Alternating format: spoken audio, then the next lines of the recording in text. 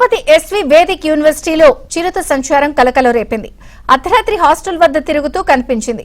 వెంటనే విద్యార్థులు సెక్యూరిటీ సిబ్బందికి సమాచారం ఇచ్చారు. ఇటీవల ఎస్వీయూ ఏడీ బిల్డింగ్ వెనుక ఓ చిరుతను అటవీశాఖ అధికారులు బంధించారు. చిరుతల సంచారంతో విద్యార్థులు భయాందోళనకు గురవుతున్నారు.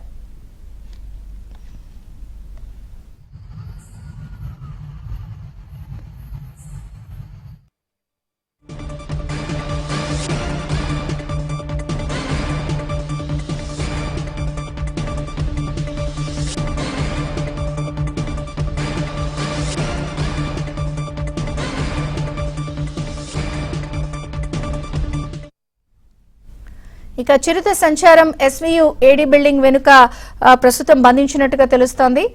దినేష్ అందిస్తారు వివరాలు. దినేష్, విజయ చంద్రిక, మొత్తం మీద చిరుతల్ని ఎన్నిటిని బంధించినా కూడా వాటి యొక్క కదలిక అయితే మాత్రం రోజు రోజుకి కనబడుతూనే ఉంది. ఇటీవల తిరుపతిలో ఉండేటువంటి జూ పార్క్ రోడ్ లో బైక్ లో ఒక 2-వీలర్ వెళ్తుంటే అతని పైన దాడి చేసింది. వెనకాల వస్తున్నటువంటి కార్ లో ఆ దృశ్యం రికార్డ్ అయింది కాబట్టి నమ్మారు. లేకపోతే చిరుత దాడి చేసిందన్నా కూడా అటవీ శాఖ అధికారులు నమ్మని పరిస్థితి. అంతకుముందు ఇదే విధంగా ఒక టీటీడీ ఎంప్లాయ్ పైన దాడి చేసింది. ఆ దాడి చేస్తే అతను స్విమ్స్ లో కూడా చాలా రోజులు అడ్మిట్ అయినా కూడా చిరుత దాడి చేసిందంటే కూడా అప్పుడు అటవీ శాఖ అధికారులు ఒప్పుకోలేదు. ఏదో భయపడి కావాలని చెప్తున్నాడు అన్నారు కానీ చిరుత దాడిని ఒప్పుకోలేదు.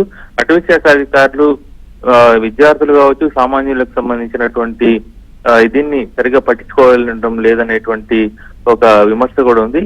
మొత్తంగా వేదిక్ యూనివర్సిటీలో అలాగే ఇతర యూనివర్సిటీ ప్రాంగణంలో 5 చిరుతలు సంచరిస్తున్నట్టు ప్రత్యక్ష సాక్షులు చెప్తున్నారు. ఒక చిరుత సంబంధించి మనం చూస్తున్నాం. అయితే 5 చిరుతలు తిరుగుతున్నాయంటే ఒక చిరుత అయితే దాని బిడ్డలు రెండింటితో కలిసి తిరుగుతా ఉందంటున్నారు.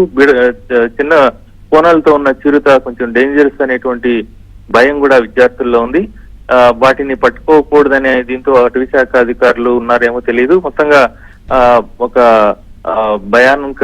భయాందోళనమైన వాతావరణం విద్యార్థులు నెలకొంది.